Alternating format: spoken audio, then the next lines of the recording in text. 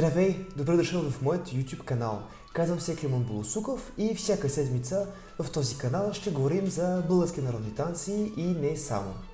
Както го обещах миналата седмица, ще говоря за прякори, които са ми дали колегите ми в академията и приятели в ансамбъла, където съм играл и приятели от живота ми в България. Искаш да чуеш? Да започнем! Тези имена са ми написани на компютъра тук долу, така че няма мишки тук, просто гледам какво съм написал. Така, първото име, за което се сещам, е Клюмичка. Това е едно име, което ми даваше Иван, един приятел кавалджия, който ни свиреше в ансамбъл Балкан, където съм играл последните години. Нямам идея изобщо как му дойде на къл, но Клюми станах за него.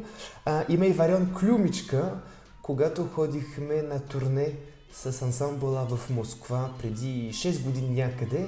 И така, уморителното в руския си вид стана Клюмичка. Следващия прякор, който са ми дали, е Кермон.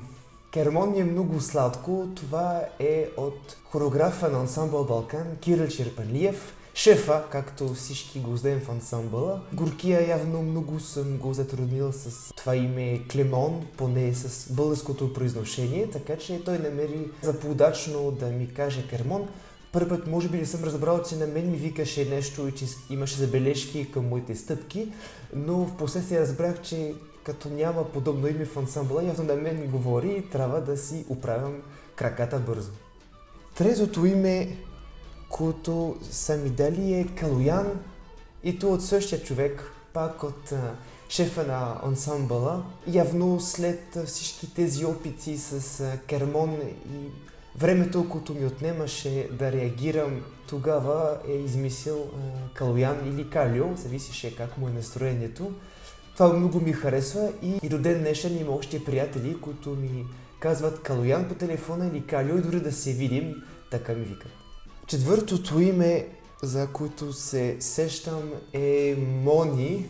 Това е много забавно. Едно време си купувах храната наблизо до салона ми и продавачката, много сладка, намери, че Клемон не е лесно и поне не е достатъчно българско и реши, че ще ми вика Мони, и в последствие стана и Монко и Монче. Така че много сладко беше. Ако случайно бях по телефона, нищо, че не е много възпитано, като си купувах храната и ми чуваха разни приятели във Франция и ми казаха: защо ти викат Мони или Монче? И казах ми от умилителната форма на Симеон, най-вероятно. Аз не се сърдя, много ми е приятно.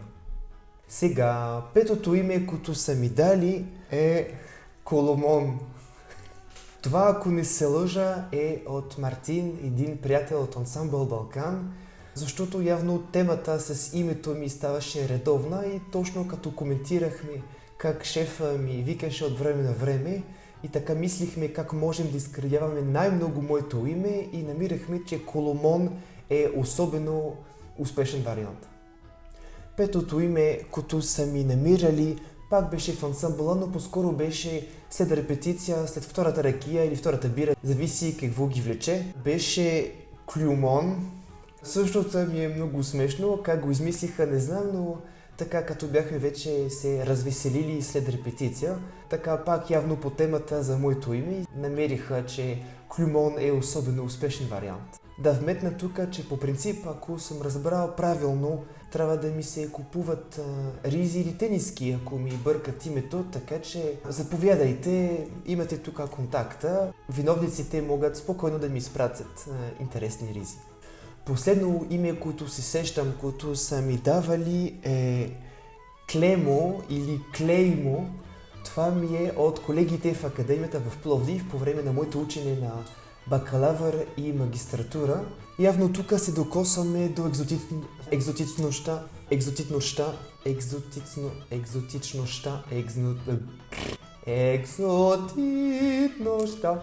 Нощта през деня. Явно тук се дължи на факта, че Пловдив е екзотично място за мен като софиянец и явно тук нравите са вече доста различни, както го знаем, и затова колегите намериха явно по-лесно и по-удачно да ми изместят ударението. отговарях, когато колегите ми казаха: Клемо, коя е последната лекция? Или Клемо, я тук ми покажи стъпките. Тези са първите имена, които сещам, които са ми дали приятелите ми, откакто живея в София, но така и колегите в Пловдив, който между другото си е столицата на Тракия. Може би няма да кажем, че е столица, но поне се намира в много централно място в Тракийска етнографска област. И много често ме питат хората за български народни танци, каква ми е любимата етнографска област. Това ще е в следващото видео. Добре си разбрал, така че не изпускай, абонирай се тук долу, не знам къде да соча много, и палец нагоре и така. До нови срещи! Чао!